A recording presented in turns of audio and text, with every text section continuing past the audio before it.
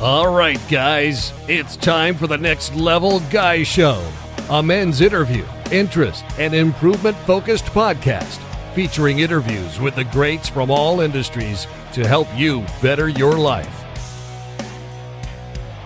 Each week, a new episode features an interview with one of the greats, covering all aspects of their story, from life hacks to tips and protocols that have allowed them to live life on the next level. We then highlight concrete action steps that you can use to improve your life. And now, your host, Ian Dawson Mackay.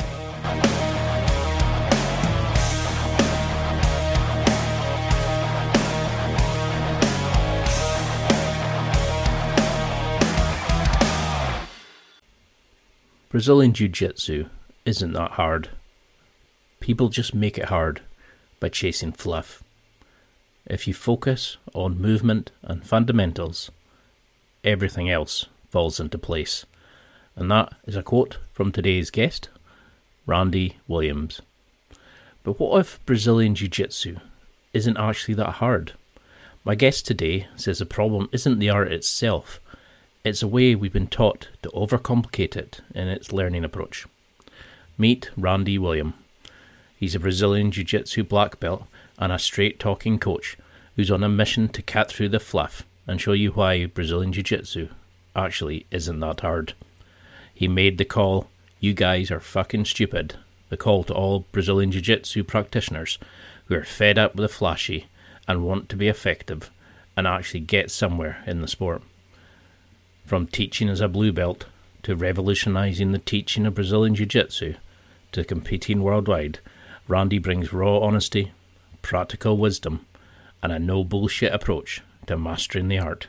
And let's get to the interview. Here's Randy.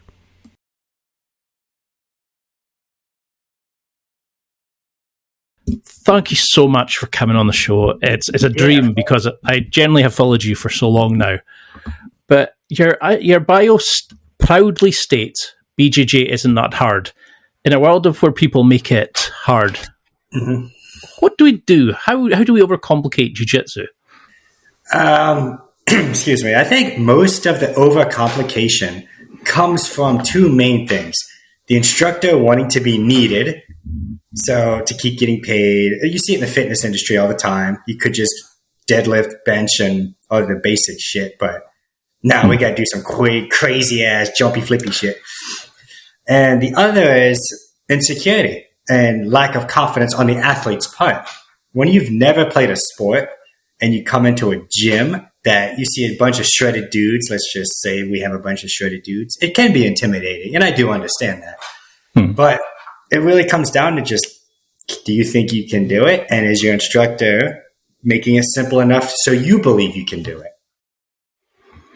It makes a lot of sense because when you first start, it's all this kind of, you see people doing this fancy flips and transition, and you're like, what? I have no idea what I'm doing because it's so out of the norm of what we normally do in life. To suddenly have your personal space invaded by this big sweaty guy in pajamas on top of you, you're like, oh, how did you get into jiu-jitsu? Was there a defining moment that kind of made you think, I need to try this sport? So, no, actually. I was a high school lacrosse and soccer goalkeeper. I was highly aggressive as it was. I was the goalie that would just attack the ball. I had no fear of my own safety. You're a traditional goalie then. Yeah, I was nuts, dude. That was nuts. But I was really good. I was All-American. After a year of playing it, I got to a point where my aggression got the best of me. I got red carded a couple times, and I was in the U.S. There's a truancy court for athletics in school, and I got in a lot of trouble because I was just an asshole. I'm not going to lie there. And I started dating this girl, my son's mother, and I was going to her house for this. I think it was like the second or third time, and her dad was like, "Hey, you want to help? You want to make some money?" I'm like, yeah, of course I want to make some money. So we're like moving stones in his backyard and for like a border around his pool. So it wasn't really fun, but money. And then he was like, do you wrestle? I'm like, no. want to wrestle? Like, sure, I guess. And I was like, I'm athletic. I thought I was athletic as 125 pounds, and he was just a 45-year-old dude. So I shot and tried to take him down, and then he pulled guard and triangle choked me and sprained my thumb because my hand was in there. And I was like, that was fucking gay. I need to know how to do that so that shit never happens again. I was so mad. And then I started in his basement. He had old Craig Kukluk tapes. He was a blue belt under Henzo. And that was the beginning of the end for me with jiu-jitsu. Why? Once it sucks you in, you've got no chance. You're stuck. Oh, dude, I knew that. I make the joke, the darker my belt got, the more egotistical I got. Because it's like, what are you going to do? Beat me up now? Come on, old man. Because I heard you say in an interview that you played 3 sports. So it was lacrosse, football, and what was the other one? Basketball. So you were pretty much an all-rounder. I mean, you were all-American. So do you think that's what made... basketball. I wasn't very good at that one. No, but we don't need to talk about that. We need to just get, the top 2, like, you know. So, do you think the fact that you trained in a lot of that sports, it gave you that cross training, and that way it made you a better teacher because you could actually understand the mechanics rather than just the techniques? I think so completely. I don't know how much you know. Well, you call it football. You probably know more about soccer than I do. I don't even watch it. But if you watch the way they do lunges and the way they pass and use their feet, that's how my passing is in jiu-jitsu. It's no different. I do a lot of footwork, the same things, right? Because all sports in this end are just hip movement, all of them. I don't think there's an exception to that rule, honestly.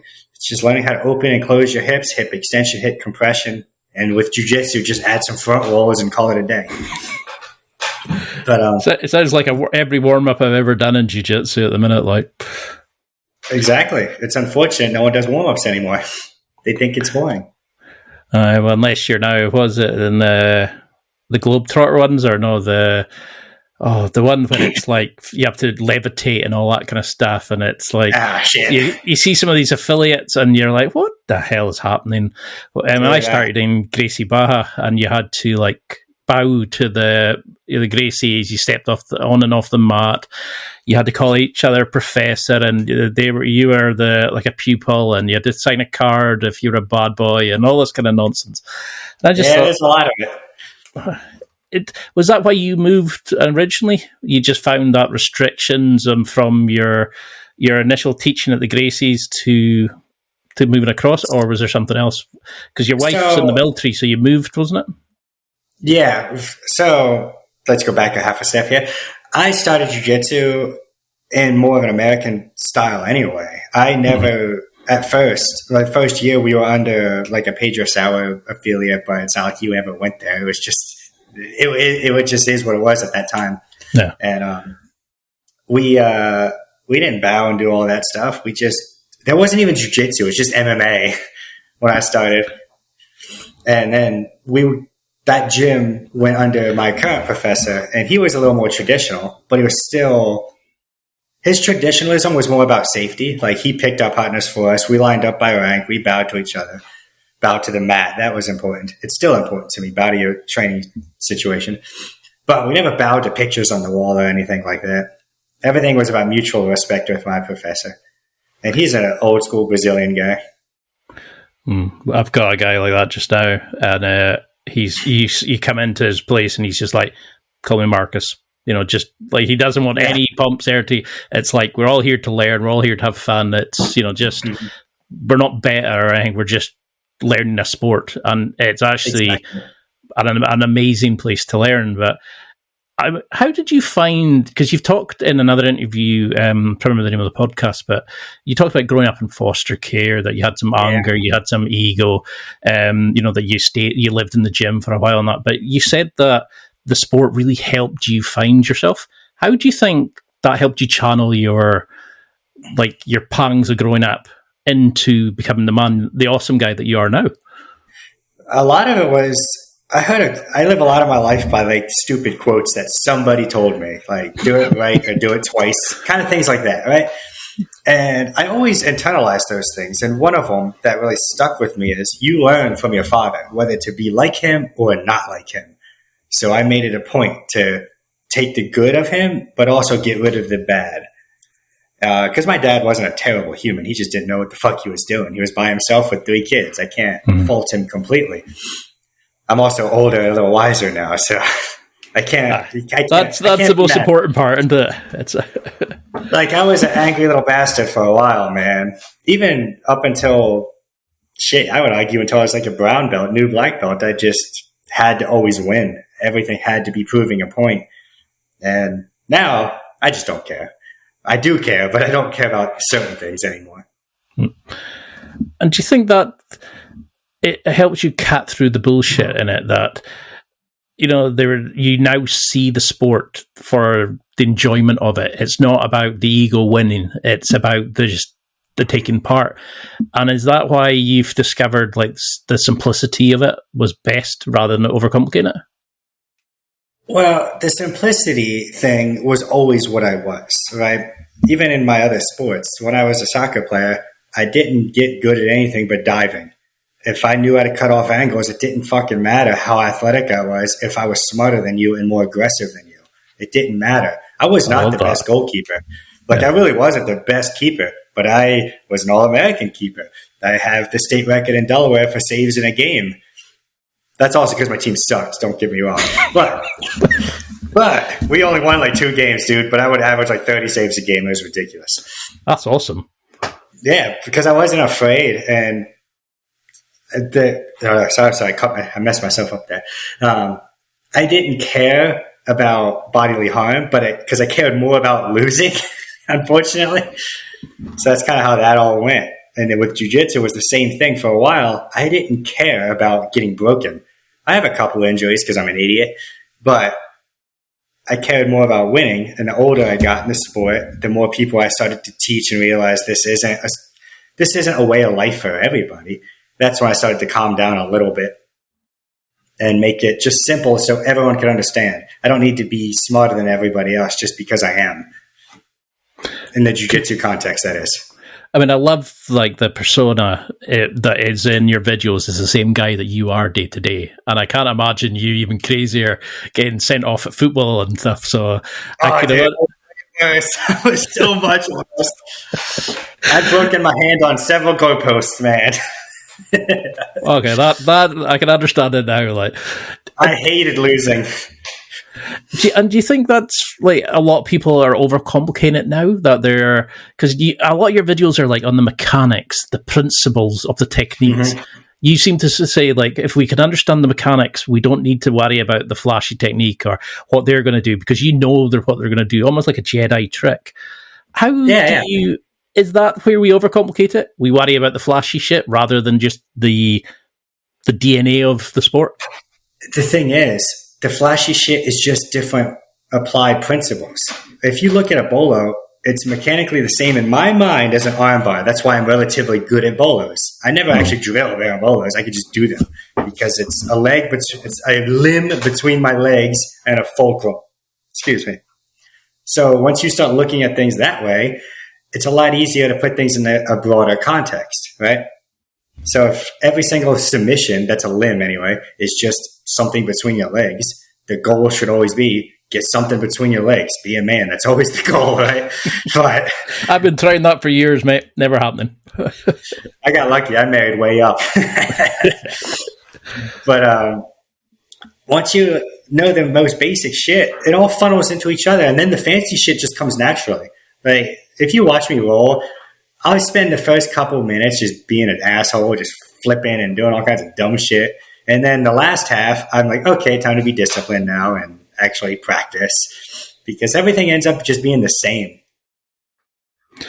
I know that was an oversimplification, but I don't know how to explain it much better than that.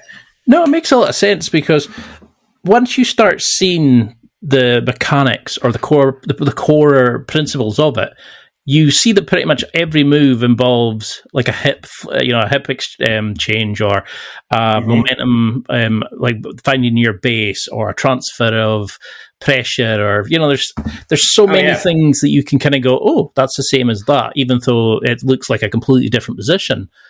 Mm-hmm. And what's the current setup? Is it your wife that's in the military and you were a former police officer, or Oh, no. I've always been kind of a loser, essentially. I'd never had a real job. I've always just done jiu-jitsu and part-time gigs. My wife is a military officer. And has any of that sort of rubbed, because I was quite interested in, because you've travelled around with her, has any of the military side of things passed over to you? Like, do you see any of the habits that she instills, or would that defeat the black belt randiness of your job? So my wife loves what I do. She thinks it's more just hilarious, but because she doesn't like the idea of grappling me. She just doesn't. That's not her deal. She's not a fan of the actual sport. She's she works HR. She's like a singer. She's very gentle. But the military stuff, the habits, she's not as disciplined as I am at all. And that's fine and dandy. She doesn't have to be, because I do everything for her. I cook all her food. I do everything I can, because that's how I keep myself sane, dude. Like, I gotta always be doing something.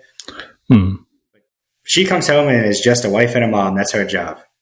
And make money, I guess. Yeah, that too. But I love that. I love that you've got your principles. That I know I treat my partner right.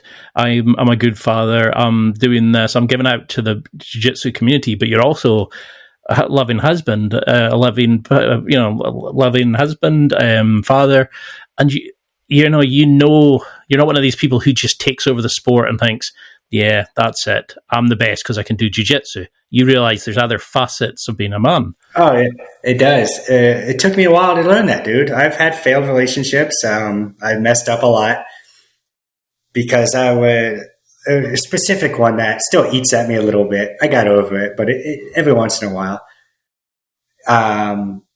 There was a training class I wanted to go to. I had something on my mind I wanted to try, but it was the same night that, like, Santa on the fire truck was coming to see all the kids in our town. I was like, yeah, I got to go to jiu-jitsu. And that event, even though it's a yearly thing, it happens every year, didn't happen again because we moved. And it's one of those few things I kind of regret. I'm like, man, I should have just missed jiu-jitsu for a day. Yeah, well, they say hindsight's a bitch, isn't it? It can be for sure. Yeah. And I think that's the thing, though, is if you learn from it and if you grow from it, then it is a win in a way, because you're not that same person. And the fact that you can appreciate it, that, you probably should have, but you can't change time, but you can do it again better the next time. It shows the growth in you. Do you find that's what helps with jiu-jitsu? It shuts off that part of your brain, that thinking, the aggression, while you're kicking ass. It's interesting because when I train, when I'm teaching, I'm more the way I am online and everything, but when I roll, everything is relatively the first. I give you 2-3 minutes to be fun and playful, but the other half is me just being disciplined and doing what I'm going to do, because that's the only way I personally can get better. So it has to be that balance of, yeah, let's have fun and roll, but I'm going to beat the shit out of you now. Because I still want to progress. I still want to get better. And I will always believe the old Joe Rogan quote, beat the shit out of blue belts and you'll get really good at jiu-jitsu. I'm not going to say that I have my blue belt, so that's quite scary. It's true, man. I was going to say, you started teaching as a blue belt. Yeah. That's quite a hell of impressive. I was a moron at blue belt. I'm still a moron now. I was an idiot too. But it's easy when everyone's a white belt. So how did that work? I mean, did you find that the fact that you were closer to the beginner mindset helped you be a better coach because you could understand it rather than somebody who'd been a black belt for 10 years and has never really remembered what a beginner mindset or approach is? I think what helped me the most at that time was that I was already an athlete being coached in other sports like soccer, lacrosse, whatever. So I just took the same methods. In soccer and lacrosse, it's not like you learn 2 passes or 2 plays and then just play a game like the old school. Let's learn some technique and roll. It was, hey, we're going to do line draws. We're going to do this. We're going to do this. And then at the end of the week, we're going to scrimmage. And that's how I treated it with jiu-jitsu. I did a lot of line draws, a lot of situationals. I would make up drills that I felt made sense at the time. Some of them are dumb, but some of them I still use today. And that's just kind of how I thought about it as an actual sport. And then the older I got, I started adding back in the self-defense stuff because of principles, and that's important too. So when you first started, was there a point where you maybe went the traditional route and you thought, oh, wait, no, that belief or that way of thinking is holding me back? Or did you automatically just go in with your kind of style of thinking and go, I'm not doing that because it's wrong? Did you go down the traditional path and then become the guy that we all know and love?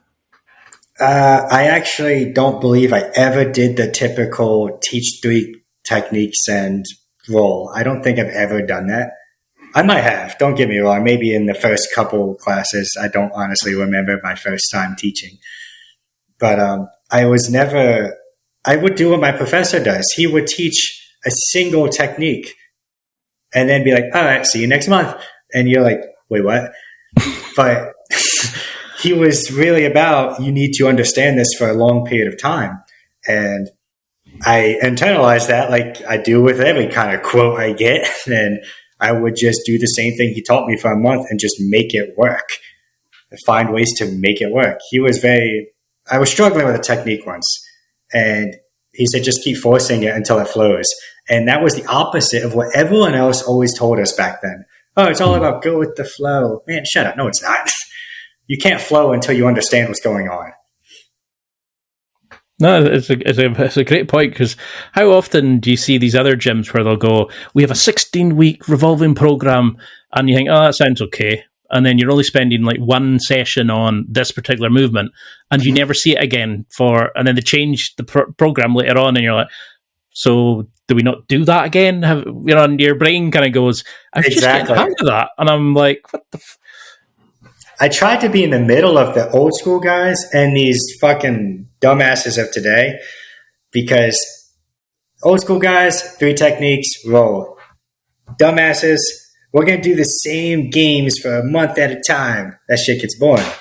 So everything I've done was a lot of situationals, but 2-week periods. Like I have a rotating schedule. It's 10 weeks. But it's based on the 5 major positions, 2 weeks each one top, one bottom. And I change the techniques on what I see fit for the room I'm in, right? So it'd be guard, passing, guard, retention, or guard techniques depend. Guard usually gets a little more time because there's a lot more to it. And then side control top, side control bottom. But every day is situationals of that. So you're getting to work both sides for 2 weeks at a time. I actually really like that style of teaching. That moment of like, we're going to go round and around, but we're going to learn the principle, but we're going to do it, and then we're going to expand like a computer game. Like when you get a bit more of the map, it kind of opens up, and you're like, exactly. So I can right, and then you work from there, and then you feel fantastic till the coach teaches the transition to stop what you've just done, and you're like, okay, here we go again, and that's why it's in a particular order. So that's why the order matters. You do guard first. So the next day or the next 2 weeks would be half guard, because more often than not, when you recover your guard, you get to half. When you're passing and you fuck up, you end up in half. And then we go to side control, then mount, then back. Like there's a method to my madness for sure. But it's very positional dominance based. My guys may not be the best submission hunters at the moment, but they will hold you down until you fuck up, and then you'll get submitted. Because that's what I love about your videos, because when you first see them, you're like, this guy's funny, he's got a banter, and then you're kind of like, okay, that was deep. Okay, I understood that.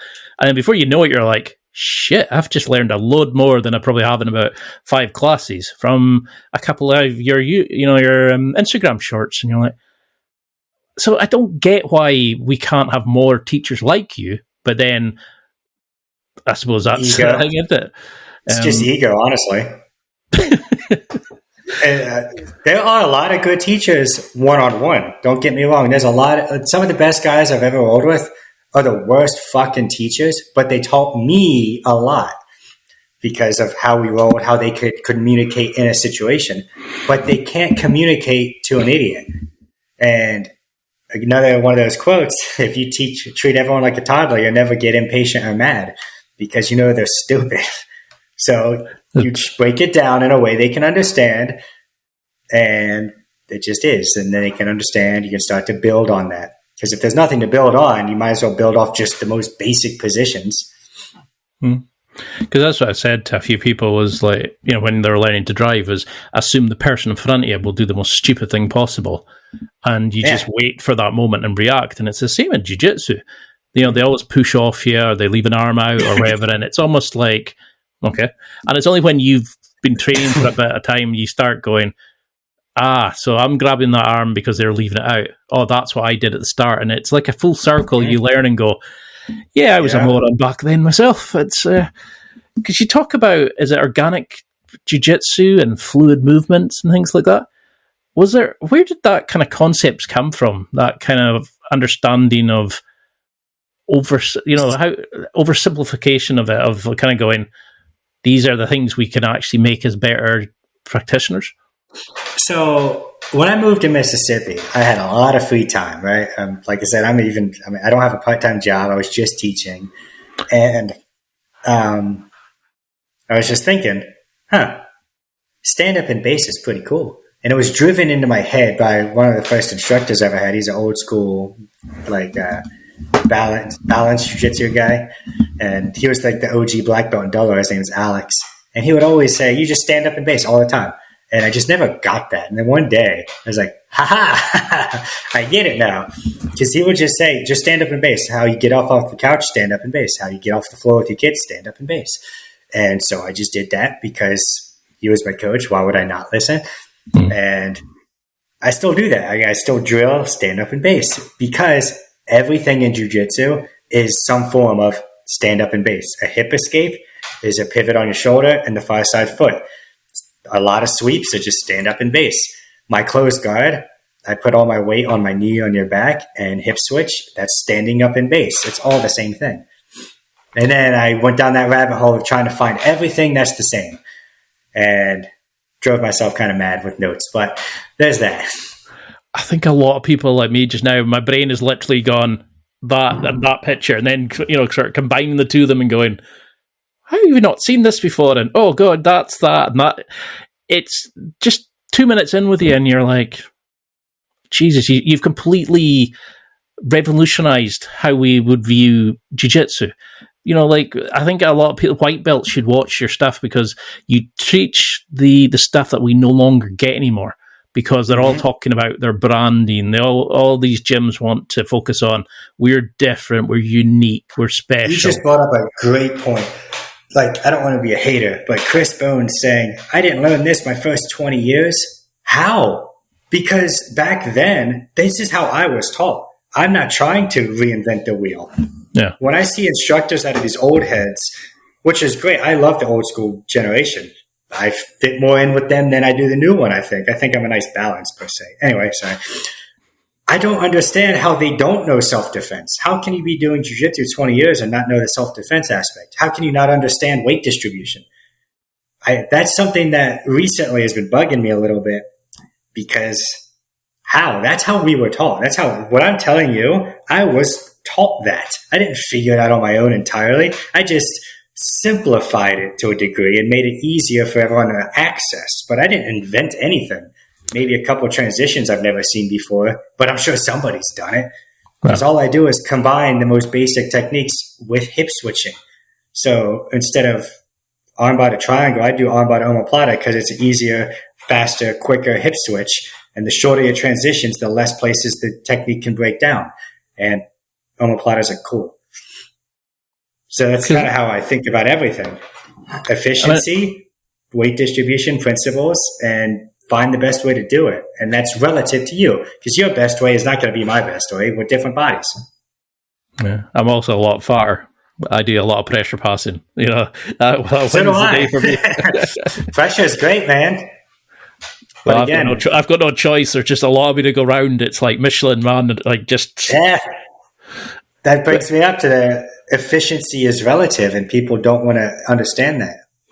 Most professors will teach you their way and say it's the most efficient way, and it's not. I cannot teach you my passing style because you will get exhausted. But you have weight on me. It's efficient for you to just pin my fucking hips and hold me there until I blow my load and get tired. No, because that's how I actually started getting good at it, because I was kind of like, oh, Why am I doing what all these fit young guys who are doing cartwheels and standing on their head can do when I would like collapse the structural wall if I did it against the wall? So why am I trying to be them, and why not be myself? And because there was a lot of stuff I learned from your stuff going, why was I never showed that in my last gym? And then I realized it's maybe the coach didn't know himself. Maybe he was only allowed to coach certain movements. Maybe he'd been having a beginner for so long that just showing move A to move B to move C to sub D, maybe not subbing to D. You get to that point where people are going, okay, but what do we do in between? And they've forgotten how to be a coach because they've never really thought about it. They've gone through the motions so often. So, I mean, there's thousands. That's a big thing of it. Going through the motions, man. Everyone loses discipline. I have moments of losing discipline. But I say the biggest quitters in jiu-jitsu are blue belts and black belts. Blue belts physically quit. Black belts mentally check out. They're like, fuck it, I made it. I'm the leader of the room now. I can do whatever. And that's fine and dandy if you don't really care about getting better, but you won't get better. And that coasting is a detriment to your students.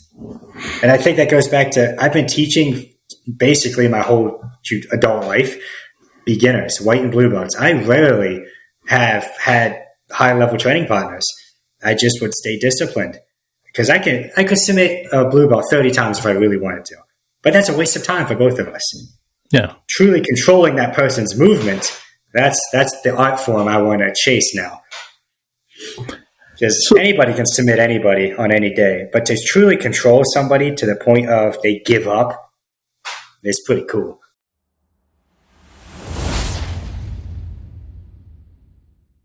It's time for a quick break. There are millions of potential products to buy, so how do you know which ones are worth your hard-earned money? Simple. You go to nextlevelguy.com/affiliates and explore those that will transform and improve your life.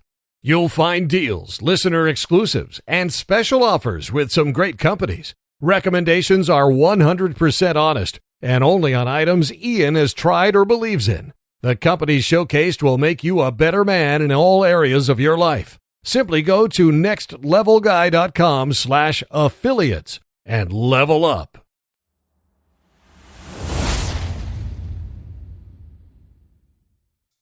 I think that takes far more skill.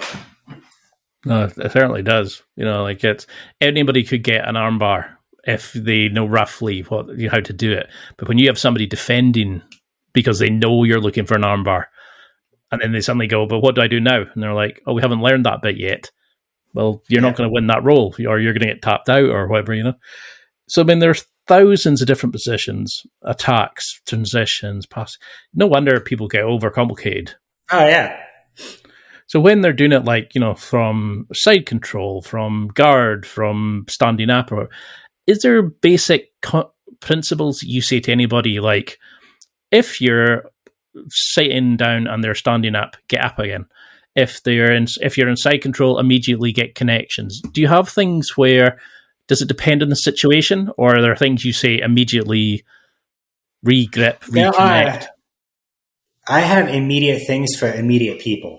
So if I knew you and your style, I would have rules for you to follow based on you. But I don't have any absolutes, no. I think the closest thing to an absolute I have is stay on your fucking toes. Like, dude, if you can't stay on your toes, it's a problem. Oh, yeah. What does it call it? Dead feet when they go floppy Yeah. Dead feet means you can't stand up at any given moment. When you're on your toes, if someone drives into you, you just rock back and you can stand up. You should always have live toes. So is that the sort of thing that you see that is hurting a lot of students? They don't even get basic information like keep on your toes, that they just allow them to just try the movements without correcting the exactly. The it's going through the motions. So again, the new age guys want to say drilling is outdated and it sucks. It does when you do it wrong. Yeah, when you just go through the motions. When the teacher shows you something, you go with your partner, fuck off, and just kind of, yeah, it's not going to work. But when you go and drill a movement with intention, why am I turning my hand this way? Why am I locking my elbow down? and do it properly, slowly, with control over your own movement patterns, drilling is highly valuable when you take your time. But nobody takes their time at that. Everyone fucks off it. Even I fuck off when that happens because we've done it a couple of times, But if you can stay disciplined in that part and then get to the situationals, you'll have far more success.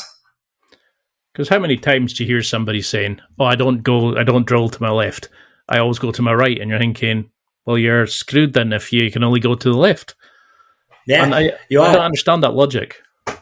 So I do have a left and a right game based on previous injuries. Like I have a torn PCL in one knee and a torn ACL in the other. So I can only butterfly hook with one of them properly. So I have a butterfly game that's that side. But if someone forces me on the other side, I have a game for that. I don't think the techniques need to be the same, but I do think and believe you need to have a game for both sides. So how I can arm my upside. Like I can do a lot of things on both sides, but there's certain things that I'm like, I do one way on one way and one way on the other way. Aye, but see, the fact that you've got a black belt also helps. You can figure it out as we go. I tend to just sit there and go, what the hell do you do again? You go from here. Because we were always taught move A, move B, move C. No one taught us how to actually go from that to that, or what to do if they stop that bit, or how they transition from this. It was always, here's the fancy stuff, here's the thing that the flavor of the day. And, the jiu-jitsu culture's got a lot of fluff, a lot of bullshit. How do we work out between the fluff and the fancy stuff to actually looking and going, that's what we need to focus on? Is there a way we can gauge if we're looking on YouTube or instructionals what's valid to take? That's an interesting one. Give me a second here. I would watch competition and what actually works at the highest levels. And if you notice, the greatest grapplers, Marcelo, Hajo, Gordon, I would even put Adam Wodzeski up there at the moment, are all surprisingly simple grapplers. They're all systemized, and that's why they win. It's consistent, simple effort over long periods of time. And that's all it really is.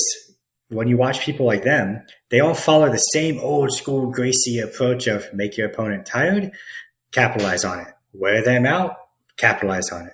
Adam, he was 35 in the adult division. That's pretty old. And people were faster. He just wear them out.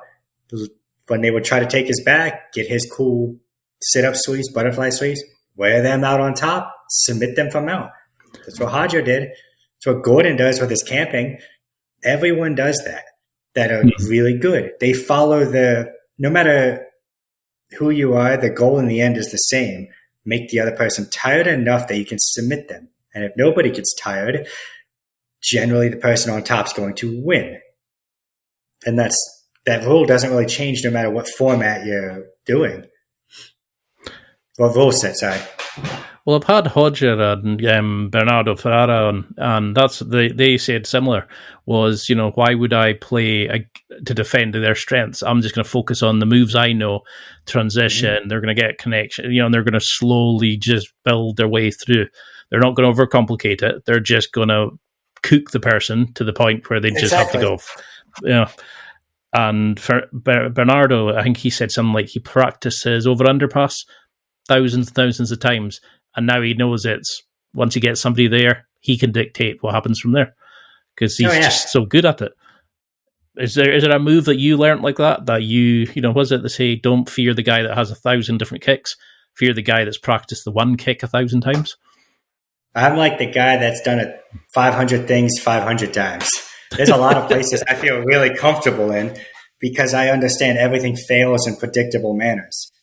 Every sweep fails if they post. So I just triangle the fuck out of you.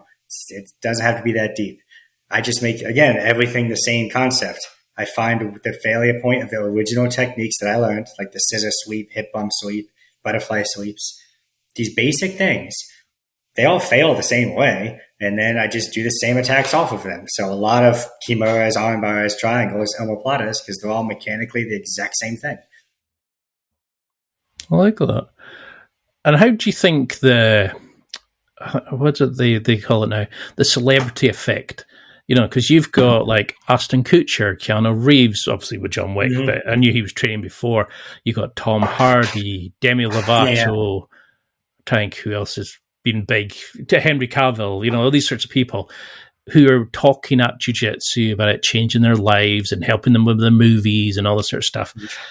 How do we avoid falling into the trap of, I'm going to do Jiu-Jitsu because of so-and-so, but how can we learn from them? Do you see any of them like habits that they utilize that makes them good, that maybe doing their job, is that helping the sport, them talking it up, or is it bringing in too many people who just want to do it till they see the reality of it? It's always been the same for me. If somebody comes to jiu-jitsu, whether this was 15 years ago or today, they will quit if they're not in it for the right reasons. It doesn't matter. The amount of quitters now is no more, no less than it was back then. It's just proportionally more because there's a lot more people, right? It's never a bad thing to bring attention to the sport, right? Yeah. Well, there's bad attention with the weird pedophile shit, but other than that weird shit, people bringing to light, no matter if they're famous, whether they're legit or not, like who cares if Demi Lovato is a real purple belt? I don't care. But what matters is she pushes the sport out. And that's always important. That's always useful, because if it could help one person, she did something right. No. It's not always about winning. You can make a difference and not win. You can lose and make a huge difference. Because there's a video of Tom Hardy, I don't know, is he after like a training session or something, and he's literally just saying, I do it, I know I'm not going to win every role, but I do it because it makes me happy. It keeps me calm, but it also lets me de-stress after all the movies and all that kind of stuff. And he said it kind of keeps him it keeps him. And the same with Henry Cavill. He said he needed something that was his kind of time, like a physical thing, like he builds computers. But he also said he needed the physical side of that kind of activity, and that was jiu-jitsu. And I love the fact that they're doing it, but doing it for the right reason. They're not just doing it because it's cool. But for anybody who is struggling, you've seen hundreds of students come and go. What separates those that leave? Is it, like you're saying, the wrong reasons? How can they find their way back? I mean, I've been off with a shoulder injury, like I've got a shoulder impingement just now, and I'm feeling a bit kind of, shit, I don't know how to go back. I don't know how to train again. How if we're feeling lost, or we are wanting to start but do it rightly, how can we refine the passion for the sport? So that's an interesting question, because I get it a lot. How do you stay the way you are? I not once ever thought I was going to quit. I never stopped. No matter how injured I was, I at least was in the gym. And maybe that's because I'm crazy. I don't really know. But I never once thought this wasn't for me. And I was not the most supported person. My original community did not like me. I was an asshole. I rolled hard. I was spazzy. It is what it is. But not once have I wanted to quit. But what I've noticed, the people who stick around the longest are the people who need a purpose in life. Or the opposite, they have nothing else better to do. Like the older guys who are doctors and shit, they're like, crap, they need to still feel manly. I don't know a simpler way to put that. Yeah. Every nerd at some point needs to feel like a man. And what's more manly than controlling somebody? Like, I don't know if that's politically correct to say or not, but you look at the biggest nerds in the world who do this sport, they're confident, happy, but you take that same person, that magic playing nerd, and take away jiu-jitsu, and he's a loser. It's more of a self-confidence thing than anything. I think everyone should learn how to find something that makes them feel like they are awesome. And jiu-jitsu just does that for me and a lot of other people. Yeah, I suppose, because if you think of it, back in the day as a kid, some of the best days you had were rough and tumble with your friends and rolling and throwing each other about. But you never cared about who won or who lost in the end. It was just about the physicalness of it, the connection, the physical exertion of it. And I think as that's been taken out of modern day life, you barely get to sit next to each other on a bus and somebody's you're invading my personal space and all this kind of shit. Exactly. And you're like, it's sad the way society's gone now. Do you think it's interesting? Would you want more people doing jiu-jitsu for that reason? It's hard to say for that reason. I just think everyone should do something physical. I don't even care if you do CrossFit, dude. Like something. How can you, I'm just going to use me and you as examples, be a man and not do something physical to take care of yourself so you can take care of others? I just don't understand. That's always been kind of ingrained into me, just I guess by life. No one really told me to be that way. Just I noticed it throughout life. The people who didn't have good father figures or good men in their life or stronger men tended to fail at what they were trying to do. So why not surround yourself by those type of people? I needed that when I was growing up. Jiu-Jitsu was that. I had a lot of good father figures in Jiu-Jitsu. But I also got to be aggressive and physical. Which helps. Which helps a lot, yes. It helps a lot. You can let that part of you out, can't you? You know, that day you've had a shit day and stuff, and you know you can go there and it's what people want to do. I suppose it's the same when I was powerlifting. You knew you could throw the weights around. That's why I like lifting. That is why I like lifting more now than ever, because I can't go to jiu-jitsu and be an asshole anymore. I'm better than everyone in that room. I'd actually hurt somebody. Now, I lift weights to get my anger and frustrations out, and jiu-jitsu is just the easiest part of my day. But that's also easy for me to say. It's easy for me to say. I wish it was the easiest part of my day at times. I'm sitting there coming out going, what just happened there? I'm sure I was meant to be winning here, but I go.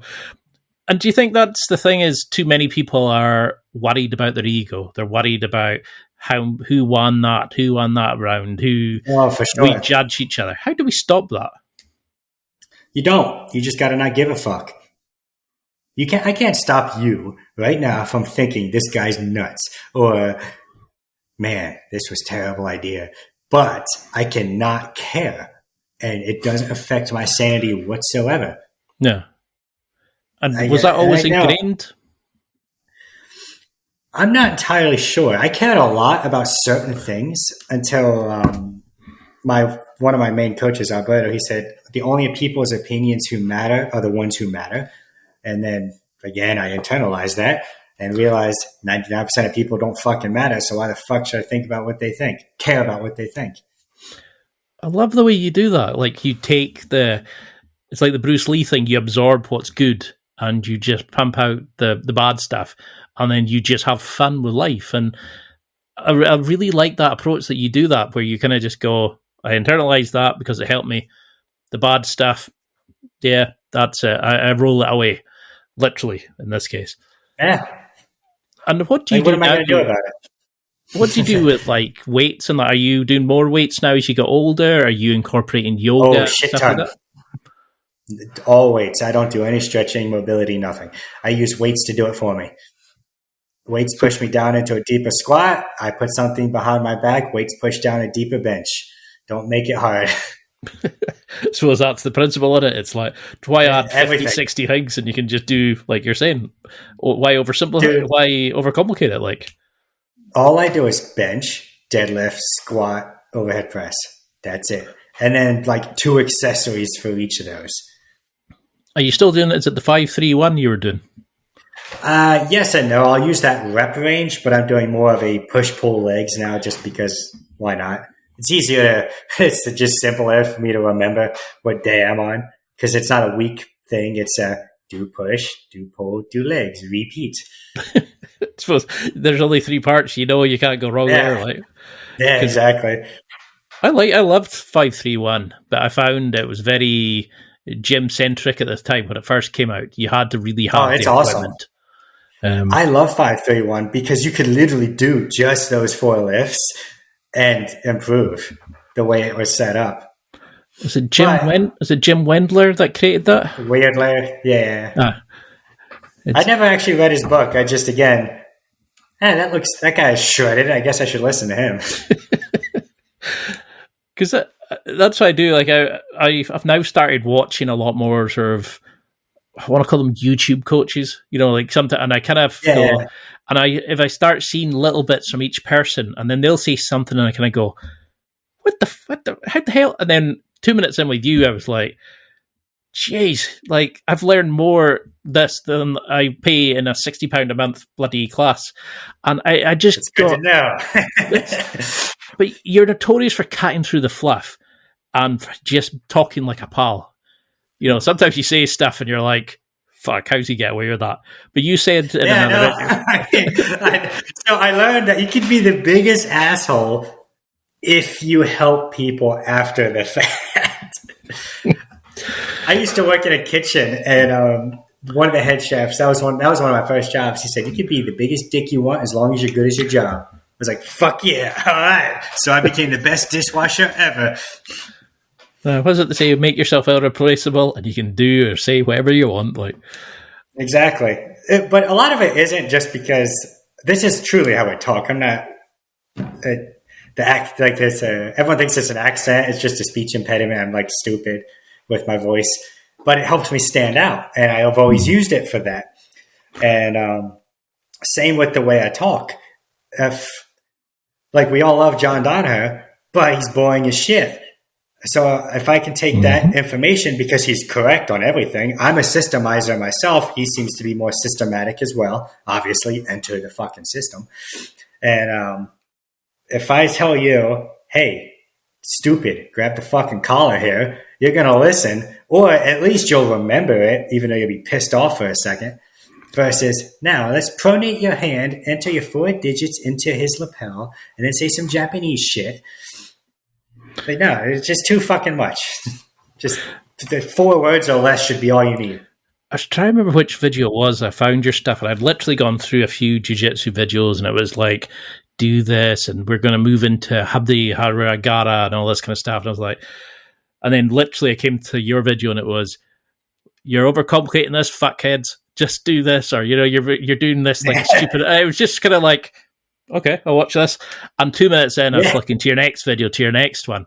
And I love that how you just teach as you are you. You don't try to be the characters that some of these other coaches are. You're the same guys behind the mic as you are in front of the mic. But where do we go wrong? Because I think you've got a quote, I had to write it down, where it was stop drilling technique, start drilling movement. Why are things like that so important?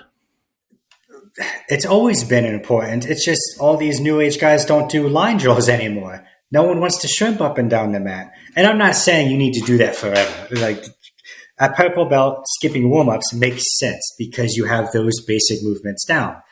But those purple belts are now the motherfuckers teaching. They're not doing warm-ups at all, and wonder why people struggle learning when they're teaching a technique. And when I teach, let's just go with a sample week here. We're doing the armbar from guard. I teach you how to literally just bring your hips up first. We spend a whole day. Monday is just on movements. And then the rest of the week, we build off those movements. I teach the same technique system for a week at a time, but a technique is automatically a system to me. Like the closed guard, armbar, that transition between it, that's what I'll go over for a week, sometimes 2 at a time, depending on the room I'm in. And when you spend the time to go over the fundamental movements in the closed guard, how to just hold somebody there, it's really easy to move on to the armbar. But most people this day suck at the closed guard armbar. People think it's hard. Most people just are not good at it because it's a big transition. It just doesn't have to be if you understand it. So what are the, like if you had somebody starting just now, like a complete white belt, what would be a mechanic, a principle? Stand up and base. Stand up and base. Is that the thing that would knock off, say, 6 months off their learning curve? Yep, if not more. No joke. When I taught at the Dover Air Force Base, we were very tournament heavy. We all competed then. I had white belts who trained 3 weeks winning golds at white and blue because I would just teach them close guard, arm drag, collar choke, and then the mechanics behind it, and that was it. Now, they would lose if somebody passed their guard. Don't get me wrong. It wasn't like foolproof. No. But it would set their confidence up. Like I said, confidence is almost everything in the sport. If you think you can, you can. And they thought and knew they could beat people in a tournament setting. So why couldn't they pass the guard? Why couldn't they learn other things? So I found the simplest way in my mind to win a tournament. That was pull guard, do a fucking arm drag, and a bow and arrow choke. I learned that when I was a blue belt. I've won tons of matches with it. So that's what I did. And then we built a system off of that. What if they defend the choke? Pull it, do a triangle. Their hands are up. They're fucking dumb. Cool, you win. It's predictable. And that I would teach concept through system versus the other way around. A lot of people teach concepts first. And if you have nothing to relate a concept to, you're not going to fucking understand it. So I would teach a system and then the concepts through the system. And then we'd add techniques once you understood what a technique was. Sorry, that was a long-winded one. No worries. You need oxygen it's like jiu-jitsu. You need oxygen to survive. Yeah, I'm like, oh shit. I do rant a lot. I'm so sorry. I mean, is that why we get to the point where I could be, drilling with somebody and they could go, okay, I pull my leg up here and I sit here and, but they don't know the nuances of how to actually grip or pull on that because they don't get taught, like you're saying, they don't get taught the concepts. They just get taught the move. So they don't know how to piece it together. I agree. They just don't. And that's not entirely their fault. I had to figure a lot of this out on my own. Don't get me wrong. Like I said, I only got to study my professor once a month and even less sometimes. And I was on my own teaching for the most part since late blue belt. So until I was a black belt, I didn't have another black belt to train with. Like moving here was the first time I had a black belt to consistently train and nitpick me because Jay, the guy I trained with, is a Rob Kahn black belt. And he's very conceptual to a point of annoyance. Like he talks a lot. We're similar, so we butt heads a lot. And it's fun. I've had Rob Berenaki.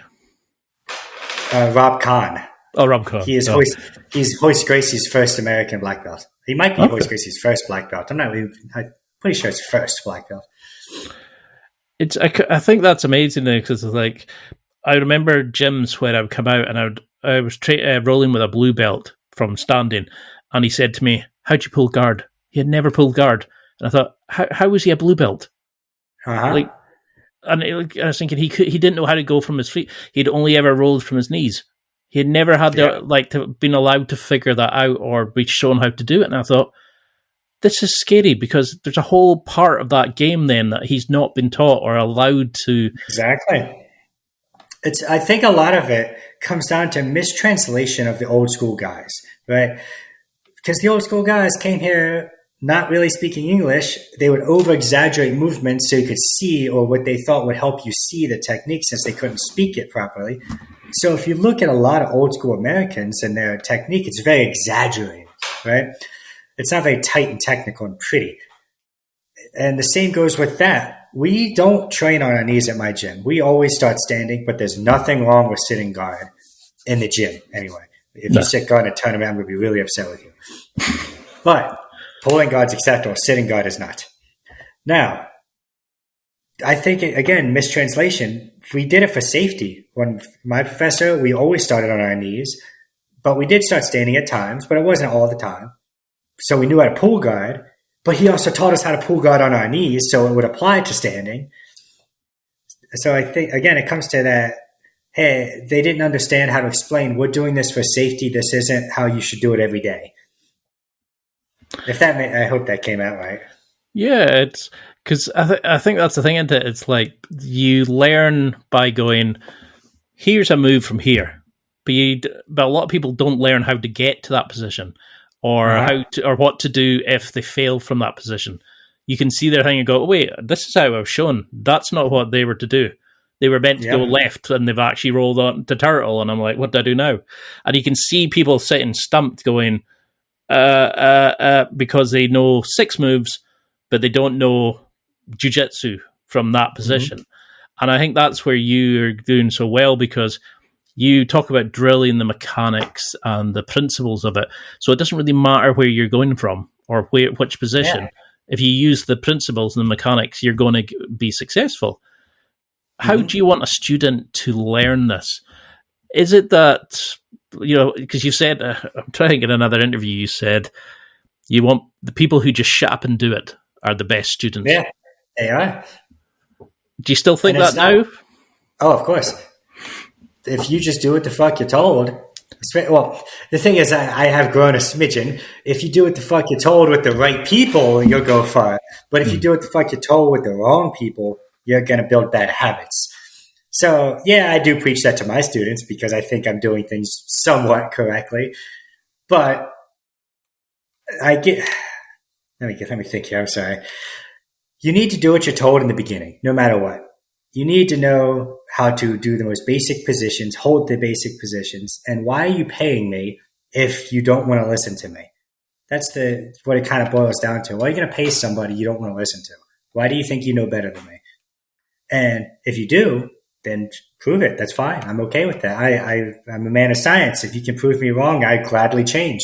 I've changed my technique tons of times because it's been proven wrong. But when you're a white belt in a sport that I spent my entire life doing, what makes you think that I'm going to lead you astray? Why would I do that? It's one of those things that always succeed. Yeah. Yeah. And I understand that back in the day, black belts didn't want their students to ever catch them. Dude, I have blue belts who can catch me now because they're just principle based. And they just hold me down, and I'm an impatient little fucker, and I try to squiggle my way out because I fucking hate losing, and then I get caught. You said just now that one of the most important things I probably heard somebody say was you will actually willing to change. If you've been taught wrong, you will change it. You will go, I'm going to revamp it. How many coaches? There's probably quite a few who would say, no, I'm never wrong. No, they just didn't understand it. No, they're...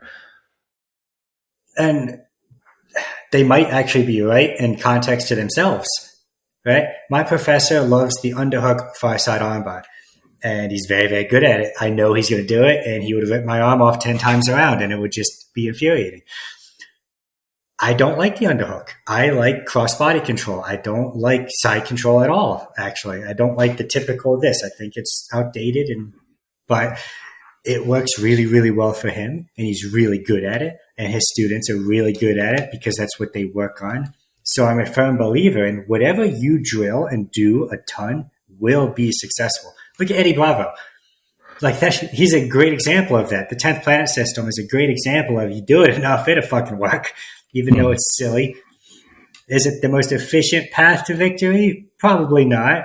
But you do it enough and enjoy it enough, it'll work. I remember looking at the 10th Planet stuff. I think that was the one I was thinking of earlier, and I can remember going, what the their warm-ups I could barely understand. Never mind I was like, surely this is just silly, the stuff they were doing. It is silly until you are good enough to understand it, which is interesting because he's a systemizer too. Eddie's a systemizer, and his warm-ups were always just systems.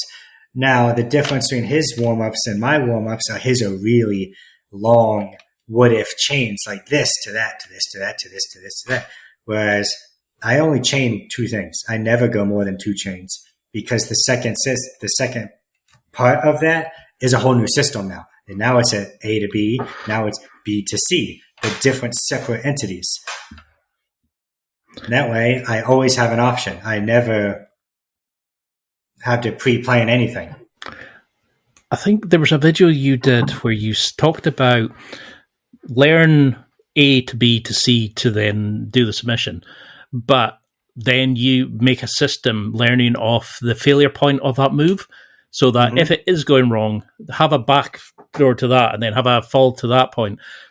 Yep. And I love that because no one had ever said that. It was always just, here's the move to do. Stick it into a roll, and you knew what everybody was going to try to do because you just spent an hour practicing it. Yeah. But at no point had anybody said, what do you do if they turn here? What do you do if they flip you over? What happens if they block it or they block the pass? How do you then, what can you do from there? And it's like that video game thing of the map opens up a bit more, it engraves because you go into the new area and you see people panic. How do we get to that point then? How do we learn to build that system off the failures of what the opponent's doing on ourselves? Recognize major positions, mount, back, side control, all of those. You know what those are because everything will funnel to them naturally by default. It's not really a choice. And then like an armbar is a position to me. Submissions are positions. All right. Once you put that in that terms, it makes it a lot easier to see in your mind. And you have to learn the failure points in the transition because that's where things fail. When you're just holding somebody in side control, you usually don't fail. It's when you're going to mount. They catch you in half guard, right? Now, if I'm going to mount and I know he's going to catch me in half guard, I could just do a front roll and take his back, right? Like there's that cool little G-roll shit. That's what I mean by the failure points. You start to know where they are because you've failed so many times, and then you pick the ones that are the most common. Like, yeah, sometimes you might fail in some crazy-ass way where they're somehow on your back. I don't drill for those situations because it's like the 0.1% chance. I drill for the guy who's going to catch my foot in half guard because that's what 99.9% of people will do. Now, do I get caught stupid shit? Of course, because of that mentality. Yeah. But I don't get caught very often because of that mentality. If I you're love just your disciplined in this. Yeah. I love your way of looking at this. It's like, you kind of pull the different parts of you. It's the fun, the abrasive side, and then the kind of like, I'm going to be controlled, and then you merge them together into a system that works for you. Because you talked in another video about how you don't drill the movement. You drill, where is it? I had to write out. You drill the mechanics that apply to the techniques. Can you go into a little bit about that, about how that's different than the traditional way of doing it? Most people learn a technique in isolation or they learn a system in isolation. So when they go to roll, they don't have the coordination to actually do it. And I thought when we used to play soccer, anybody can kick a fucking ball, but it's the people who practice the same step and the same mechanics over and over that could place the ball. And that's just what I do. I saw that an armbar is just a sit out, like the far side armbar is just a sit out. So I went home and learned how to get coordinated in that movement. I would practice it over and over and over until I couldn't mess up. And then I would keep practicing it until I could do it in slow-mo. And then I would keep doing it until I could do it forward, backwards, and inverted. And then when I would go to learn a technique that had that mechanic, it was just really easy to fucking learn because all I had to do was add a grip or two and then I could just do it. I spent a lot of time solo drilling because that was the only option I had. I didn't have training partners at home. And is that why you talk about we need to know the why to a move rather than just the how to do the move? You need to understand the why because it lets you understand it and be able to apply it from the different principles and the different mechanics. So it doesn't matter where you are, if they're pushing or they're connecting or, I think you had a great video where you were talking to a wrestler who they said, you're just coming in to get connections and you're not blocking their feet, and their feet are there to connect and their hands are only being used to defend their feet to get until the opponent gets connections. And you explained it beautifully about how actually, will you take the feet away? Why would you go in and let them get connections? Why would you not, elevate their feet? Why would you not do? And it was that moment of, it's this like light bulb after light bulb with your videos. We pick up so many nuances and go, you can see people going, fuck, why are we doing that? And it's because we're always taught the same way because everybody goes the same way. And that's why I think you're an awesome coach. How do you teach people that? How do you simplify complex information down to that, here's the ground, the DNA, the balls to the wall stuff that you need? You let them fail. You just let them fuck up. And then when they're like, why the fuck is this working? Then I call them an idiot and show them how to do it. You have to let people fail. A lot of coaches will try to teach a technique, even if it's really well done with all the details, in a way that prevents failure, right? they'll teach this most immaculate, detailed armbar from guard, and all the what-ifs while they're teaching, which one, you should never answer what-if questions while you're teaching a technique ever. That's just a waste of time because they haven't experienced anything yet. And then they let them drill and roll. The issue comes is they're getting this failure when you say, this shouldn't fail here because you did this, this, and this. Well, it's going to because you suck. It's going to fail, and you need to know how to feel and understand that failure and build off of it. A lot of people don't teach how to fail properly.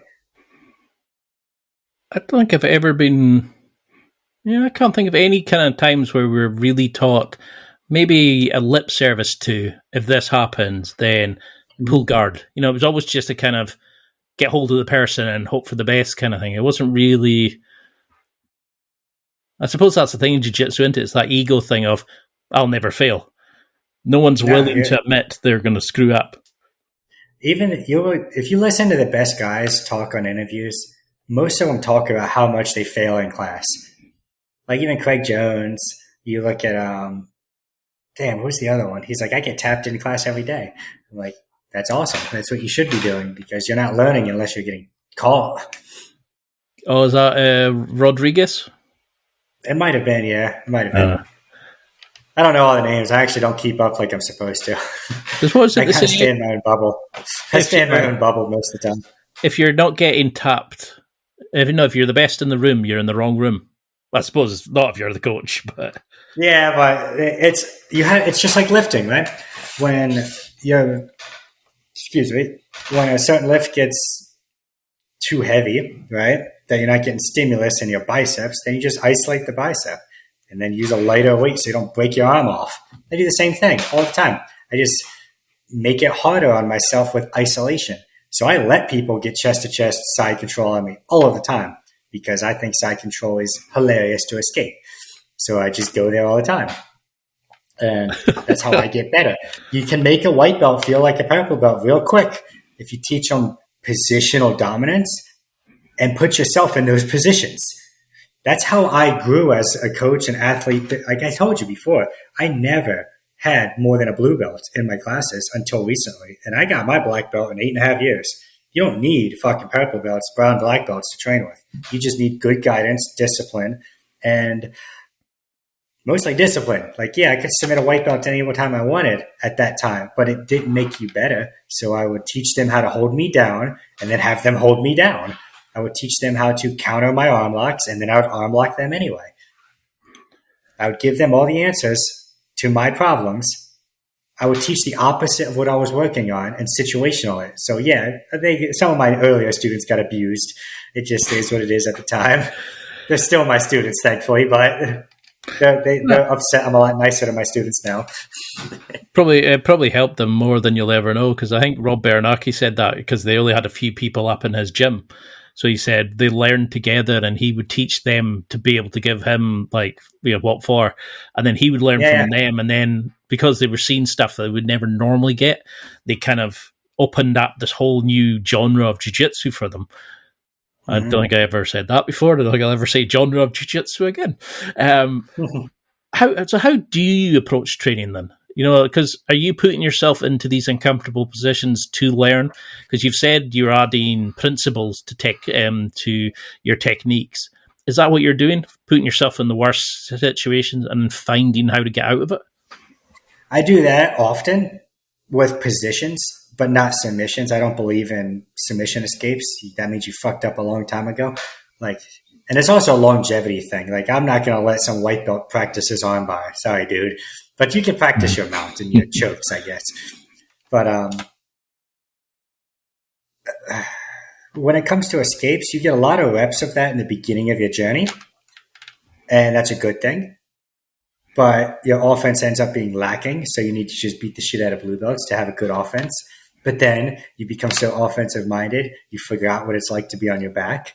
So I try to balance those two things. I pay a lot of attention to the clock when I'm rolling. I give usually them a good half the round of me escaping and doing whatever I need to do to practice. And then my second half, I beat the shit out of them. I pass the guard, let them re-guard, pass the guard, let them re-guard. That's how I drill now, personally. I just keep doing what I'm going to do if I say I'm going to do it. And I tell them what I'm doing because it makes it, a little more honest, because then they feel less bad that they got their guard pass 30 times in 4 minutes. But they know I'm just practicing. I don't want them to feel any type of way because, again, whether I care about feelings or not doesn't mean other people don't. Like, I don't care how I feel. Like, I just do what I need to do to get better. But that's how I approach training now. I pick a goal for a while. Like right now, it's been strictly passing, like high passing, because I don't want no one to touch my neck, and just keep doing it until I get bored, which doesn't really happen, unfortunately. So say you had somebody like myself. Say I'm going to a class and they have a particular way of doing it, like teach a couple of movements from this thing after the warm-ups. Then they have maybe a little game of something, and then they have the rolling sessions.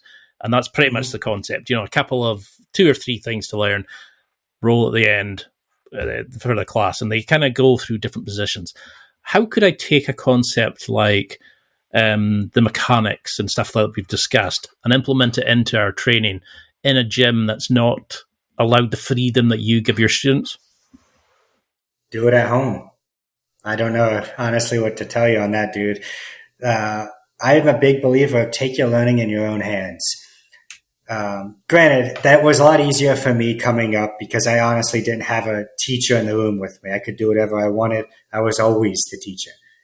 But I had a friend named Austin, and he went to Gracie, like a CTC, but he wanted to get really good at leg locks, and he is very good at leg locks. They obviously don't teach that there. He took his learning in his own hands. He would just do it anyway. He just wouldn't finish. He would just get to positions and let people out so no one would get offended.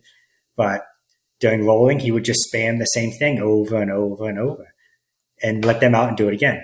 Kind of like what I do, but he wasn't allowed to. You have to take your learning in your own hands at some point. Because after blue, generally speaking, your teacher can't teach you much more. Right? And it's not because they're not good enough. It's not because you're not paying them enough or whatever common reason there be. It's because they have to cater to the masses. And when you cater to the masses, you're probably going to be teaching the same 6 things for 10 years. And if you don't take your learning in your own hands, you're going to stagnate unless you pay for privates, which I don't mind ever doing. Like I find them very valuable, but that's why I don't teach big classes. Everything I do is very 10 or less people. I'm not very good at teaching humongous rooms yet. I'm working on it. But when I teach big classes, it's always a system. And then I walk around a lot and just change. Sometimes I sound like a hypocrite. I'm like, I teach something the way I would do it or the way I've seen it done. And then walk up and say, just don't do that part. It's okay. That part sucks for some people. Like if you're fat and slow, you're not going to be able to do a fucking flying armbar, man. It just is what it is. I dread to think if I did that to somebody, I'd probably fucking break the floor landing or something. Yeah, but the principles of a flying armbar still apply to you for falling armbars and closed guard armbars. The principles are the same, just we now add or subtract attributes that we have. So the principles don't change, but the attributes do. I don't really like that concept. How would you adapt that? So say you had an older person, a fatter person, I don't know, maybe a young pap who's just started jiu-jitsu. How would you get them to use that idea of the principles don't change, the attributes? I teach them the exact same thing and watch them both fail in different ways. For example, if you're tall and long, you're going to have a hard time getting your knee back through to get to closed guard from half guard. But if you're short and stumpy, it's not so much of a big deal. So I teach them both the same thing. Watch the tall guy fail and be like, look, you ended up in a butterfly hook. Look what you can do because you are tall. And the fat guy, he's not going to be able to, he's not going to be able to crunch up into a little ball very well. But he can play he's going to be able to play a pretty good deep half guard or coyote guard. So if you teach the base position, which is traditional shitty ass half guard, I don't like crossing my feet. I don't like being super connected. But again, that's a me thing.